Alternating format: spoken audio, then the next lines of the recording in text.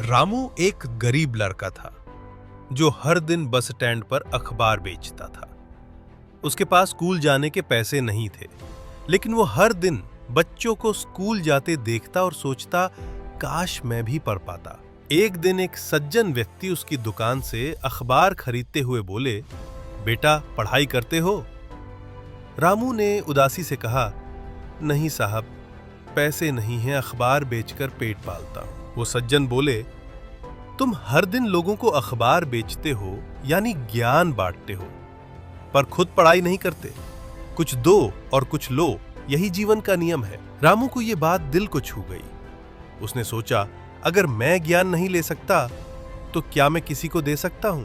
अगले दिन से वो रोज सुबह बस स्टैंड पर बैठकर उन छोटे बच्चों को पढ़ाने लगा जो स्कूल नहीं जाते थे। वो उन्हें वही अखबार की हेडलाइंस पढ़ना सिखाता, अक्षर सिखाता। धीरे धीरे उसकी क्लास बस स्टैंड पर मशहूर हो गई। एक दिन एक एनजीओ वाले व्यक्ति ने यह देखा और पूछा, तुम इन बच्चों को क्यों पढ़ा रहे हो?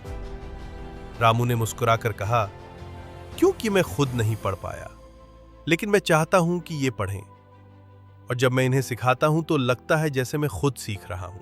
एनजीओ वाले बहुत प्रभावित हुए। उन्होंने रामू की पढ़ाई का पूरा खर्चा उठाया और उसकी पढ़ाई शुरू करवाई। 5 साल बाद वही रामू अब एक सरकारी स्कूल में शिक्षक बन गया था। वही बस स्टैंड जहां वो अखबार बेचता था, अब वहां वो हर रविवार गरीब बच्चों के लिए फ्री टीचिंग कैंप लगाता था। एक दिन वही सज्जन व्यक्ति फिर से वहां से गुजरे। रामू उनके पास गया और बोला, साहब, आपने मुझे एक दिन जीवन का असली पाठ सिखाया था।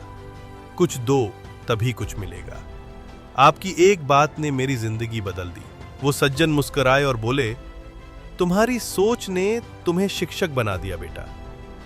देने की भावना सबसे बड़ी संपत्ति है।